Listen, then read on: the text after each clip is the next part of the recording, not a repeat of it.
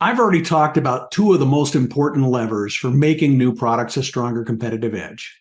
The first being what you allow into your pipeline or doing better projects. The second being how you manage execution or doing projects better. And today's short video is going to concentrate on execution with a short demonstration on the cash flow impact of managing the amount of work underway at any given time. Put yourself in this situation for a moment.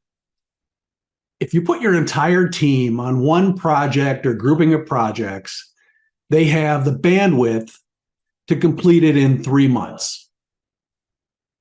And let's say there are 4 projects that need resources or 4 groupings of projects that need resources.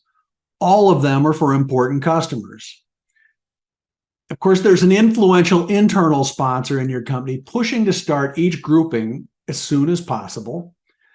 And they're all equally attractive in that they all deliver $1 million in cash flow as soon as they launch. They start delivering $1 million a quarter as soon as they launch. So if you're honest with yourself, how many of you would try to juggle all these projects at the same time or think that your organization would try to do that? About 90% of the people that I take through this exercise will admit that that's really what their organization would do. And unfortunately, that approach is costing you a lot of cash flow. Let me show you why that's the case. If we try to accommodate everyone's projects, we work a little bit on the first group of projects, then we work a little bit on the second, then the next one, then the final one.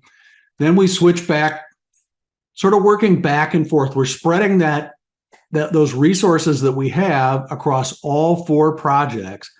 And what happens is that the colored blocks you see here, this is the work, the W is the weight. And so we work about a week on blue, then red, then green, then gray. And overall, it ends up taking about 12 months, just the math, to finish and deliver $4 million in cash flow. Alternatively, if we limit the active programs that we have underway for full speed, then after 1 quarter, got 1 project finished, delivering $1 million per quarter. Then after a second quarter, we've now got 2 projects, so we're getting $2 million a quarter. And you can see there's a cumulative effect here. 3, we're at 3 with $6 million. And at the end of the 4th quarter, $4 million coming out every quarter with a cumulative of $10 million. Right? So what we're looking at here is a difference of $6 million in the way that we run these 2 programs. But I want you to also keep in mind that the other thing that's really important here is that in no case did any customer get their project later because of this. The worst that happened is the gray project got theirs in the same time frame, but the blue got theirs almost 9 months earlier. The orange got theirs 6 months. The green got theirs 3 months. And so it's a real win-win situation, both from the customer standpoint and from the organization standpoint in terms of the cash flow impact. But it's actually much worse. The cash flow impact is actually much worse than that $6 million. Almost everybody knows that multitasking is not really something that's possible, not for cognitive work, knowledge work, like the kinds of things that people do to deliver new products. And so what we see is that work that we're talking about, the colored blocks here, all stretch out. Instead of being a week's worth of work, they take a week and a half to complete because of the multitasking. That's being very kind.